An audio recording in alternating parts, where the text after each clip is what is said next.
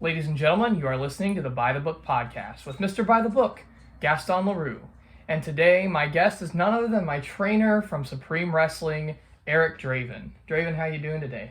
I'm doing good. I appreciate you having me on. Yeah, I'm very happy to have you. I've been wanting to have you since the very beginning when I started. I made a whole list, and you are obviously on it.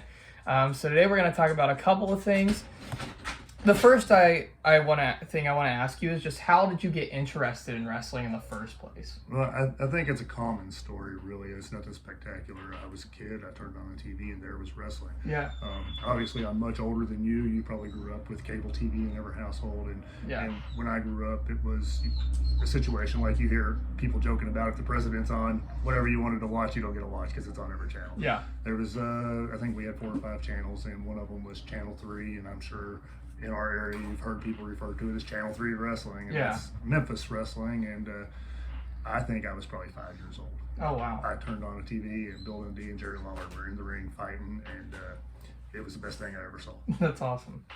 That's awesome. I also have experience in that story. I told my story on the first episode of the podcast where the first thing I watched was Evolution turning on Orton. So that is something where I was like, oh my gosh, I'm really invested in this. So that it's funny how we all have our generational stories, but Bill Dundee and Jerry Lawler are clearly influences of yours in your wrestling style and your personality even as well. And I think that'll kind of show through as the podcast goes on. And anyone who goes and watches, you'll see that as well. That he's definitely very Jerry Lawler inspired, and I'm very inspired by this man. How did you go about pursuing becoming a professional wrestler and getting into the business? Well, USWA come to Madison, which is where I grew up. I'm originally from Lawrenceburg, Kentucky, actually, but I had moved to Madison very young, and USWA came there, and I was 13 years old. And I was very mature for my age due to living a pretty hectic childhood life that forced me to grow up early. Yeah. So I went to, obviously, they protected the business a lot better back then. So I went to Eddie Marlin, who was the on-camera promoter of USWA. Gotcha. And I asked him how to get involved in wrestling, and he sent me to a table where Danny Davis was and told me to talk to Danny. And Danny had not yet opened up Ohio Valley Wrestling. I think he was just now kind of getting started with what was then called Nightmare Incorporated. Gotcha. And I talked to him, and he told me to come back when I'm 18. And there was a guy named Ron Oakes who wrestled as the Hornet that was there and kind of overheard me talking. And he told me one way to ensure that when I get started, that people take me seriously, because he recognized that I was a smaller guy and that it was going to be an issue, is that I show up and do whatever I can whenever I can.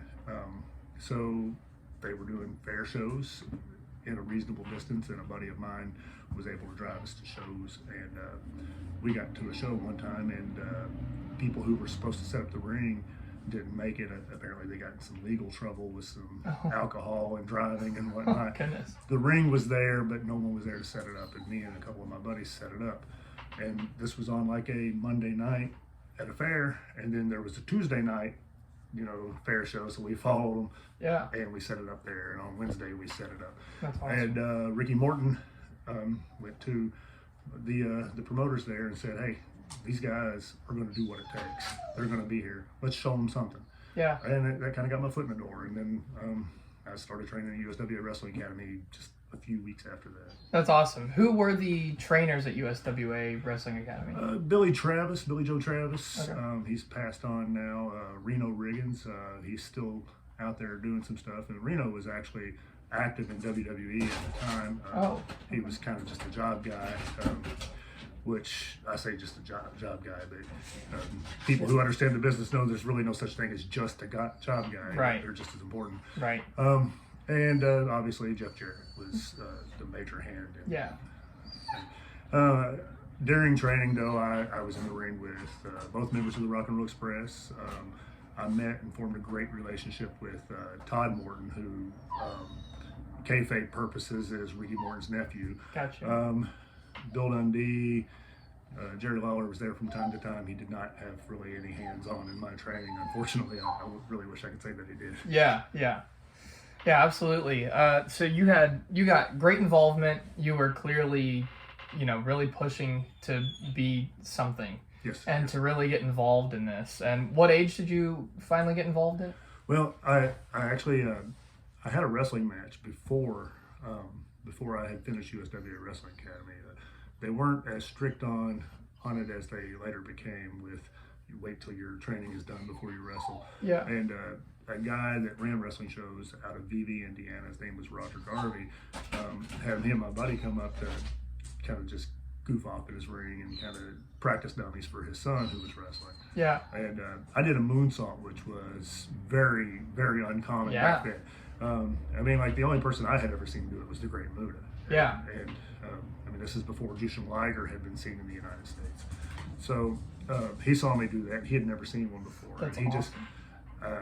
About 5 or 6 times, he's like, "Let me see that backflip again." So I did it 5 or 6 times, and then he asked me if I wanted to start wrestling for him, and I was like, "Well, I'm not done training yet." And he's like, "Well, we have a show coming up in Rising Sun. Maybe you can come help out." So me and my buddy went there. We set up the ring, and then we walked the streets. We had these signs that he made us wear, like a sandwich sign. Yeah. And we walked up and down Main Street just yelling, like, "Wrestling tickets! I got your wrestling That's tickets!" awesome. And Yeah. I wrestled that night. I wrestled Madman Pondo. Oh. And this was the most garbage wrestling show ever. There was no seats. Everybody sat on picnic tables. And Pondo was supposed to beat me, obviously. This is my very first wrestling match, and I had no idea what I was doing. Yeah. And Pondo took great care of me because anybody else would have just beat the tar out of me because I had no idea what I was doing. I made so many mistakes. Yeah. Afterwards, Pondo pulled me aside and he said, "Hey, I see that you got something, but you need to go somewhere else. Don't train here." And, which luckily I was already had my foot in the door at USWA, but that was the first and last time I ever wrestled for Roger Garvey. Yeah. That's awesome though. Pondo's a great guy. He's very fond of me now. I see him at shows often. And Funny story about Pondo. I didn't see him again until probably 15 years later. wow. And he was at a show that I just went to kind of watch. I went because Todd Morton was there, and Todd was my buddy. Yeah. So I went to watch Todd, and Pondo was wrestling. And at intermission, Pondo was headed back towards the dressing room, and I was standing by the concession stand. He walked past me, looked at me, turned around, he pointed at me, and said, "Rising Sun and picnic tables," and just walked off. That's awesome. To me, like, and this was right after Pondo did the JCW World Tour. He did the all that hardcore deathmatch stuff, and like he was kind of almost mainstream at this point in time. Yeah. And you think of all the chair shots and stuff this guy's had, you would think that his memory wouldn't be so sharp, but it is. And he's still got, even 30 years now later, he still has a great mind for it. And I bet he could tell you move for move what our match was like. Yeah. Yeah, the first time I met Pondo, I was just at WrestleMania weekend, like helping out on shows, and I introduced myself to Pondo, and he's remembered me ever since. It wasn't like we had a match or anything. He just was like, "Oh, you're Gaston, and you're Draven's kid," and I was like, "Oh wow, like you remember me," like. So it was, and of all, because I saw him in West Virginia a couple months later, and he was like, "Oh, Gaston, what's up?" Like, I was like, so Pondo's just one of those guys I think he's really humble, and he's very, he doesn't forget people. I mean, I even forget people that I meet. Yeah. And people come up to me all the time, and I mean, sometimes it's even people that I have trained, and they come up to me and thank me for what I've taught them and whatnot. Yeah. And it takes me a minute to figure out who they are. Sometimes I don't get there, Yeah. I try to be nice and, pretend that I remember, but a lot of times I don't. Yeah, I feel so bad. Like, this past weekend I was giving out a show, and, like, I introduced myself, and they were like, you don't have to introduce yourself. We know each other. And I was like, right, yeah. It's habit. Yeah. Yeah, sure. I totally remember you. I ended up remembering who they were, so but I got off topic when we were talking about my training. I feel like I'd be remiss if I didn't mention that about 8 months into my training, Jeff went to WWF. Okay. And USWA Wrestling Academy all but ceased. We went from training 4 to 5 days a week to training 1 day a week, and I still lived in Indiana. So what I was doing when we were training multiple days is I would drive from Indiana, or I would get a ride from Indiana, and I would stay 3 or 4 days and train those 3 or 4 days and then come home. Gotcha. But once they went down to 1 day a week, I couldn't get a ride down there for training and make it worth it.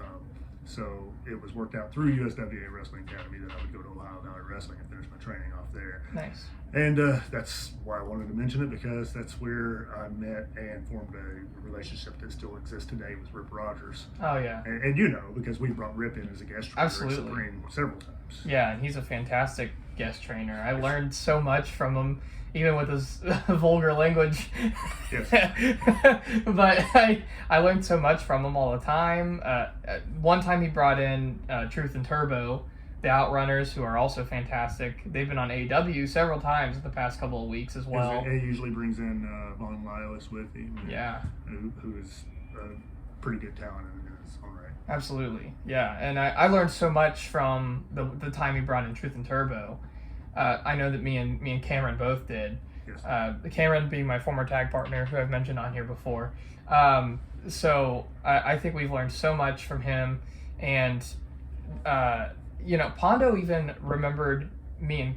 So when we went to that West Virginia show, speaking of Cameron, it just brought it up. We went there, and he recognized both of us. And he hadn't even met Cameron yet. So I was like, wow, that's so cool. Yeah, it's the people you wouldn't expect. I mean, you would think just by reputation, Pondo doing all this hardcore stuff, you would think that he wouldn't have the memory, but right. his memory and ability to remember small things or people who seem insignificant, or right. Not that you're insignificant right. or I'm insignificant, yeah. But people who seem insignificant he can remember, it far exceeds my ability to do that. Yeah. I also want to, so you mentioned you were traveling with USWA. You also traveled with ECW some. I did. Yeah. I was never a star at ECW, right. but I did go up and have a pretty good run for a young guy up there. And learned a lot of stuff from some guys. And Shane Douglas, Bam Bam, Tracy Smothers. Yeah, you told me a lot of really cool ECW stories that I found fascinating. From Sandman sticking a kendo stick in your mouth. It was perceived by him that I was smart enough to know. It was a misunderstanding. Yeah. But you also took the throws into the crowd before Spike Dudley. Before Spike Dudley, yes. And the funny thing is, the first time they didn't catch me. You told me. Which is why they tried it out on somebody. Spike Dudley was much more important than I was, as far as the company. And today a lot of people don't understand that. That there are people who are important, and not everybody can be that person. And luckily, I was just happy to be part of the show. And they threw me out in the crowd, and the crowd's like, I'm not catching it. They went out of the way. So they put a couple of plants in the crowd, and one or two people moved to catch me, and then the whole crowd followed in to catch. And they didn't surf me like they did Spike Dudley, because I was nowhere near as over as he was. and you did that on a lot of their house shows and stuff? Yeah, I never did it at the ECW arena like he did. It was just convention centers and gymnasiums and stuff of that nature. Got you. So you were at USWA and ECW, and then you worked your way into OVW. Tell me a little bit about your OVW experience as well. Well, I like to say it was a good experience, and it was, but I had bad times there too, because wrestling is full of misconceptions and misunderstandings. Absolutely. I have probably been fired by OVW more times than anyone. It was all for what I still, even today, kind of feel like were minor things, but they were, against the rules at OVW. Some of them were misunderstandings, and some of them were, just me being young or whatever. And none of the firings ever lasted more than a week. I showed up. The whole time I was there, I was still at training. Gotcha. Whether I needed to be or not. Because once you're fully trained, the best thing you can do is show up at training to keep your skills sharp and to help sharpen the next generations. And so I was there at training. One time in particular is the one that stands out the most is, as we have already talked about, I was a huge fan of USWA wrestling and whatnot. And there was a show being ran by another OVW guy. At the time, he was an OVW guy, which was Roger Blade. He was running a show at Broom Stage Ranch, which was, it's no longer in existence, but it was a bar about halfway between Madison and North Vernon, Indiana. Okay. So it was 10 miles, 15 miles maybe from where I live. Okay. And so I went to Danny Davis and I asked for permission to wrestle the show, and he gave me permission. The reason why I wanted to wrestle the show was because Dutch Mantel was going to be there. Gotcha. And I was my top three growing up favorite wrestlers was Jerry Lawler, Bill Dundee, and Dutch Mantel. That's awesome. No particular order. Yeah. Anyway, I didn't meet Dutch while I was at USWA. I met Dundee and Lawler, but Dutch was not there at the time that I was there. So it was exciting for me, and I went up and I did the show. I did a singles match against Brad Lehman, and it was a pretty good match. This was one of those cards that's like 2 hours, and they take a break, then it's 2 hours, then they take a break, and then it's 2 hours. Kind of like what Supreme does at the Jennings County Fair. Yeah. So the first portion I wrestled Brad Lehman, then we did a tag match on the second portion, which was me and Brandon Hunter against Roger Blade and Lonnie Lee, Lonnie Kincaid, whichever name you might know him by. Okay. Yeah. And then the last part of the show was a weapons battle royal. Yeah. And I was young, and that was cool to me. Well, a fan. They had advertised fans bring their weapons, and a fan brought a PlayStation 1. That's how long ago this was. Oh, wow.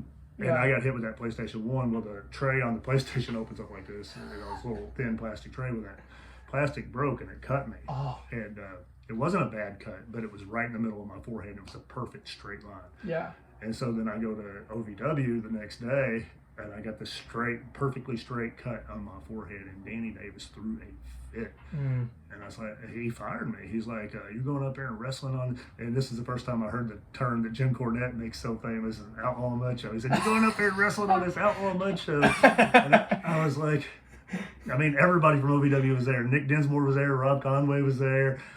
Jason Lee was there. I believe Rip actually wrestled on the show.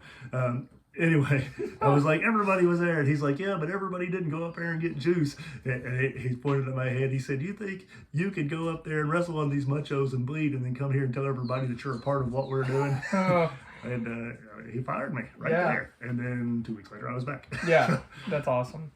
That's a great story. And it's awesome that you got trained by so many good talents, especially Danny and Jeff Jarrett. And then now you train people. You mentioned bringing up the next generation, help them to hone their skills and their talents. So what brought you into being a trainer? What brought you into being a promoter as well? Well, I think I had the passion to be a promoter before being a wrestler. I mean, we all played with wrestling figures when we were kids, right? Yeah, absolutely. More than anything, like while I was at school, and I'm not trying to say I'm a genius, but I was above my grade level, So it didn't take me any time at all to get my homework done. So I'd get all my work done, and I'd be sitting in class with nothing to do. So I had this notebook, and I would book matches. I'd book cards, and then I would set up, this is what's going to happen in this match, and it's going to lead to this match and this match, and then I would get to my pay-per-view, and all the televised matches with my wrestling figures. I never actually played with the wrestling figures for those matches. I only played with wrestling figures for the pay-per-views, but I booked those matches, those segments. That's awesome. While I was at school in my notebook. I had notebooks full of just booking for. I did that stuff too. I did that stuff too. But ultimately, that's what got me into promoting. And then I rented a ring from someone, Roger Garvey, the guy that I had wrestled for. This ring was so awful. It was a 14 by 14 wooden ring that, like our ring that you've helped set up several times. All those beams that are steel on our ring and the side rails, all this was wood on that ring. Oh wow! And it was so heavy because to make wood strong enough to hold that much weight, you have to put so much wood there. Yeah. It was ridiculously heavy and ridiculously small, and I had no idea what I was doing. I rented that, and I got permission from a park to set up. Gotcha. And I ran my first wrestling show. It was actually in Osgood, so not too far from you. Yeah. And I think we drew 12 people, and I did terrible. I had no idea what I was doing, but I enjoyed it. Yeah. And the guys who wrestled for me enjoyed it. They were all people who weren't really ready to. I was kind of still in training. I mean, I was fully trained, but I was still learning so much. Yeah. I mean, I've been wrestling for 31 years, and I still learn. Yeah. Because wrestling's evolved so much. Absolutely. And so now I'm learning stuff that wasn't part of the business back then. Yeah. I feel like you learned some from me. Well, maybe. We learned from each other. More the technical end of things. Yeah. I mean, I am just now, as you've probably noticed, I'm trying to post edited videos every day. And Yeah. I hope they're getting better every time. I know they're not real good, but No, they're fine. but Yeah. I mean, Yeah. probably 2 weeks ago was my first one. Yeah. So, Yeah. I mean, Yeah. that stuff, I did a lot of editing, actually, when I was with USWA, because I was a little guy and a job guy, and I just needed to make myself important. And I was ahead of the curve technology-wise back then, and now I'm behind it. Yeah. I'm 45 years old. So, but, you know, I was a teenager, and I knew how to do a lot of stuff that most of the wrestlers, it was before their time, so I was able to help a lot then. Yeah. Now I'm trying to get help from guys like you and Morty and Yeah. but yeah, as far as training people though, a buddy came up to me and asked me if I would train him, and I started training him, and he told someone else, and he wanted to get trained. And then once I was training someone else, I realized how much easier it is to train someone when you have 2 or 3 people. So I tried to get a couple more, because when you're training one, you actually got to be doing the stuff, so you can't really tell if they're doing it wrong, you know? And you get up to 5 or 6 people, then people start learning from the other people's mistakes. And thankfully, I would say for the last 10 years, I've had no less than 15 students at a time. I mean, I mean, not saying they all show up every training, Right. a little lax on attendance, Right. But yeah, I mean, we do pretty good with our training. I've trained some great people, I feel like. I did start training people before I should. I kind of regret that for the earlier people that I trained. And it's not so much that they didn't get good training, it's that maybe I was still a child kind of, and didn't conduct myself as professionally as I do now. That makes sense. Yeah, I definitely have a desire to train people eventually as well myself, just because whether it's at the Supreme Academy or whether it's my own academy someday, I just have a desire to help train people. It's what keeps me in the business, really. Yeah. Because the drama of wrestling, the highs are great, but the lows are so low, and then you hit those lows, and you're like, man, I don't know if I want to keep doing this. And if I didn't have, you know, guys like you and Cameron and Tanner and Lowen, you know, those guys, if I didn't have guys like you that I'm obligated to kind of help get them started. And there were plenty of times, and you probably didn't know this while you were actively training at Supreme, that I was like, well, once Gaston and Cameron are out there, I'm probably done with wrestling. And then luckily, you know, Logan Jackson and Lowen started training, and then I got invested in these guys, you know. And now, you know, we got rid of some bad eggs at Supreme, though, so that drama's kind of gone. Absolutely. You know, so I don't really have those lows right now, thankfully. Absolutely. Yeah, I think you've been getting a good crop of people for the last probably like 4 years or so, because you had. I'm real happy with what we're doing right now. Because you had Cameron, me, Bailey, Tanner, Lowen, Logan, Steven. Yeah, they're all so good. They're all so talented. You have Caden now. Caden is the other Logan Farmer. Yeah. He wrestles as Logan Fenrir. Yeah. Him, Caden, and Caden's brother are so athletic. Like, yeah. Even in my 40s, when I was training you guys, you know, I could do just about anything, you know, that you guys. Well, Cameron's so athletic too, yeah, he's incredible. But I could still do things and kind of show off. Yeah. I could do whatever I want to do, and I'm pretty sure that Caden puts his mind to it. He can just, you know, he's just so natural athletic. Yeah, he amazes me. He's very talented, and I think that all the guys that we named me and Cameron have already started to kind of going out and making names for ourselves and stuff like that. But I think all the guys that you named have that ability and potential to do that as well. And with this, generation before you too, with our trainees, did really good. Johnny Justice was really over in Indiana. I mean, he was never that super athletic guy, but his showmanship and Morty, I mean, he's a manager, but his showmanship was Chet. Chet Ripley. And I had another one in mind. But I mean, Roger? we could Roger Malcolm. And we can even go really far back with Ricky Ruckus. Oh, I mean, and Donnie. Yeah, well, I didn't really train Donnie. Oh, okay. I mean, I'd like to say I had a hand in it. Yeah. Like say Chris Caliber, for instance, he was Roger Blade's student, but if you ask him who trained him, most of the time depending on his mood, he'll say that I trained him because he would train with Yeah. Roger, and then I would get in the ring and train with him too. Gotcha. Okay. But I mean, Ricky Ruckus runs a merge, and I mean that's got to be one of the top promotions in Indiana. Absolutely, yeah. It's up there for the top promotion in Indiana. Absolutely. Yeah, I mean, other people that I've trained that are really good. They may have not have gone out and done as much, but Leon Elliott, Angus Barnett, Yeah. Billy Mattern, All really good. all really good. I'm Yeah. very happy with the turnout of most of the people who stick with it on training. And then there's some people who come in and they start training and either they just they can't get their life organized enough so that they can be there regularly, and they just kind of fizzle out. Yeah, so speaking of people that you trained, I want to talk about my training a little bit. So I told the story on my podcast of me getting started. I mentioned I wasn't super athletic when I started at all, how small I was. I was only 135 pounds when I started training with you, maybe even lighter. I always say 135 because it's about what I was at the time of my first match. Right. So what were your expectations for me?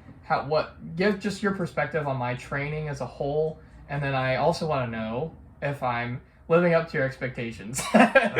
So I pride myself in the ability to look at someone when they come in the door, and in my own head, I mean, I don't say anything discouraging to them if the answer is they can't, or I don't say anything to fill their heads, if it's that they can. But I can almost always, as soon as somebody comes in the door and talks to me about training, decide this guy is going to do good, or this guy he's just not going to make it. And 99% of the time I'm right.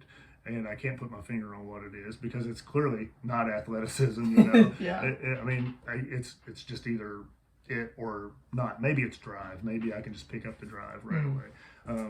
I was wrong with Roger Malcolm. He came in, and Roger is very intellectual, and so he asked a lot of questions, and they just weren't the typical wrestling to trainer question, and I think he annoyed me. and I almost always, have that top guy that's with me, and my top guy with me, I'm not going to mention his names because I don't think you want to put negativity out there, but the guy was really negative, and his negativity probably influenced my decision on what I thought about Roger. Roger proved me wrong. But when you came in, I almost knew right away, that you were going to do good. And like you said, it wasn't athleticism. You had a lot of weird mannerisms when you started, and some of them we worked through and talked you out of, and some of them I actually liked and encouraged you to keep, I think. But the thing about you was you had good upbringing, so you were respectful, and that goes a long way. And the other thing was you did drama in school, right? I remember, which is how you got your name. You had just done a play at school recently. I don't know how recent to training, but you had played Gaston, and we just started calling you Gaston just kind of as a nickname and as a joke, and then that grew, and now that's who you are. And I mean, the rest of the character I came up with for you. Some of it was secondhand. And you have, which I always knew that the gimmick was a good gimmick. And I gave it to someone who was talented before, but he wasn't able to get out of his own box, his own shyness. And you didn't have a problem with that. You really took that, and I mean, I see you everywhere. Every time I open Facebook, I see flyers with Gaston on it. I just sent you a message about one today that I just noticed that you were on. So, I mean, you've really got out there and done a lot, and I'm glad that you're able to do that and then still come back to Supreme. And absolutely. And I've said it before, Supreme's my home. That's where I was trained. I still have lots of ties there. The crowd still enjoys me every time I'm there. So I'm very happy that I'm making you proud as well, because that's always good to hear from the trainer. So, and you're growing so much in wrestling, and you have to continually grow. I'm growing. Like I said just a little bit ago, I'm almost 31 years into wrestling, and I'm growing, and you've seen it recently. Again, I'm not going to mention some names, but we've got rid of some people from Supreme that were still stuck in a generation or two before in dressing room behavior, and that kind of stuff is is being faded out. Yeah. And I mean, it took me a little while to get on that. Let's fade this stuff out. And I'm not talking about really bad things, because none of it was really bad. No, that's. But just, just a little beyond ribbing, a little beyond just dressing room banter. It just kind of almost into bullying, and we got rid of those people. And I mean, Supreme's a lot better environment now for that. Yeah, I think I've noticed a lot of change in you from the time I started training to now. Yeah. And it's positive change. Yeah, Absolutely. Another trainee of mine, who was several generations before you, me and him kind of got into a little argument over, something that is not related to anything we're talking about here, and it's not worth putting that business out there. Right. But one thing he said during our argument was, I see all the opportunities that you've opened up for guys like Cameron and Gaston, and that you're opening up for Charlie Key now. Yeah. And he's like, where were those opportunities when you trained me? And I was like, well, the business has changed so much since then. These other companies were not seen as friendly promotions back then. I mean, if somebody was within 100 miles of you, they weren't, somebody that you could work with and share talent with and share ideas with as promoters, but they were an enemy. Yeah. I mean, now luckily we got Grindhouse 30 miles south of us. I'm on good terms with them. Yeah. We got Ohio Valley another 5 miles south. I'm on good terms with them. Going north, we have Emerge 38 miles. I'm on good terms with them. As I already said, Ricky Ruckus got to start training for me, and when Emerge started, half their roster were guys that I trained. And I mean, there's still we share a referee, Roger Malcolm, my former tag team partner, wrestles there, and he got his start there teaming with me. We've gone separate ways, but I hope he does the best there that he can. Absolutely. And then NEW, they're just a little further north, and we're on good terms. I talk to Damian Cole all the time. I bounce some ideas off of him, and he actually helped me with an idea that a problem I was having was people wanting open ring time, and Gotcha. I just didn't know, I never had that before. So many people that weren't my trainees wanting to use my ring that are now, and I kind of got some ideas off him, and it's worked out for me. So. That's awesome. Yeah, that's great to hear. And then the last thing I really want to ask you about is just for you to promote the upcoming Supreme shows. So this will air next week, so we will have just had Pinnacle on Saturday. What's some stuff that is going on at Pinnacle? Because I'm sure you'll be posting it to the YouTube page and stuff like that. Well, Pinnacle is it's for mental health. It's a fundraiser for the American Foundation for Suicide Prevention. So I mean, obviously Rhino is on the show, and obviously Rhino is getting paid, but he's getting paid through sponsorship. Yeah. Every ticket we sell, every dime from that ticket money is going towards the American Foundation for Suicide Prevention. Yeah.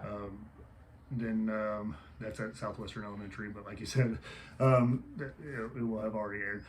We have every Saturday at 2520 Lanier Drive in Madison, Indiana. We have March 18th. It's called The Art of War. That is, I think, probably my 25th match against Rob Conway. Oh, wow. And this will probably be our last match. Yeah. And I'm really excited about that. That's awesome. I've been wanting another match with Rob, and he has indicated that he wanted another match with me as well. So one more time at the Art of War. The second Sunday of every month, we are in Seymour at Race and Masons, except for in February, we're the third Sunday because there's a football game on the second one that seems to be a big deal. Yeah. That big bowl or whatever you call it. Something of that nature. But yeah, they didn't want to try to compete with that, so they wanted us to move to the third Sunday, and those Seymour shows are standalone. So They're awesome. Yeah. What I mean by standalone is our Madison shows, because we're there so often, we're there every Saturday and the last Friday of every month in the same building. So you can go to one show and enjoy it. Yeah. But if you go to multiple shows, you'll enjoy them more because there's an ongoing story. But those Seymour shows, there is an ongoing story there, but most of those ongoing stories are directed towards that Seymour show. So if you only go to those Seymour shows, then you'll have enough information to enjoy the matches. Yeah. And those are really good. It's really good acoustics in there, really good environment in there. And, you know, if there's a match going on with the wrestler that you're not entertained by, there's a video arcade. Yeah, so, that's true. And there's a full restaurant. I mean, it is, I'm really glad that we got going with these guys. It's a wonderful place. Those are like some of my most fun shows to work at. Like, I love working those shows. And this one is way off in the future, but I'm excited about it. We just talked to you about doing this one. We'll be at Shaw Memorial High School May in 12th. May 12th. Yeah. Jason Kincaid is on the show. Yeah. Benny Conley's on the show. I tried really hard to get Aaron Williams and Jack Vaughn on this show, because just how great would it be to have those three, Jason Kincaid, Aaron Williams, and Jack Vaughn, all on the show at the same time. Unfortunately, Aaron Williams was available for the date, but his booking the next night was too far away for him to make the distance, and Jack Vaughn was already booked. Gotcha. I talked to Jason, and he's going to bring up Benny Conley, and Benny's a talent in his own right. Oh, they're both super good. And you have Brandon Espinoza. Yes, and he's super good in so many ways. Yeah. And he comes from the other direction from these guys, which is why I didn't kind of group him into that group. But I always love having Brandon Espinoza. I gained so much respect for him. We had a Rumble, I believe you were in it. Yeah. We started it, me and Espy. And he was so good at just making sure things were where they needed to be in the first half of that Rumble. Yeah. And just so talented and got such a good mind for wrestling. Yeah, he's incredibly talented. I'm super excited for all those shows coming up as well, especially May 12th because of the match that I'll be having, and we'll announce that at a later date. And on that May 12th one, though, I don't know what it is about me, but the environment of the building means so much to me. Yeah. I mean, you would think that you could just set up a wrestling ring in any building, and if the crowd is there, it's going to be a great show. But these shows at Shaw and the show at Race and Mason is just there's something about that environment. I love being in that Shaw gym. It's bright. The acoustics are good. The dressing room environment is nice, and there's a crow's nest for the wrestlers who go on look. It's just a nice environment. I also really like when we do the Brownstown shows. That building's really nice as well. It'll be my first Shaw show as a wrestler. I did not know that. I thought you were on the last one. It's been a little while since we've been there, though. Yeah, the last time I was there, I was a referee, and I stunnered you. Oh, wow. Oh, yeah, you did. It was me and Roger against Big and Tasty. Yeah. One more that I'd like to kind of mention is the upcoming King of Spring tournament. That is Friday and Saturday of the last week of February. And the winner of that tournament will be the Central States champion. Yeah. It's the first time that tournament has had a championship attached to it. And I'm really excited about that tournament. And Jason Kincaid will be in that as well. Yeah, I'm super excited about that tournament as well. It'd be nice having another title on my shoulder, having two titles again. I tend to do that often, have two belts at once. Two belts LaRue. Yeah, that's right. So thank you so much for joining me. Thank you for having me. It was a pleasure. Yeah, no, I absolutely loved it. Thank you guys for listening, and remember to continue doing things 100% by the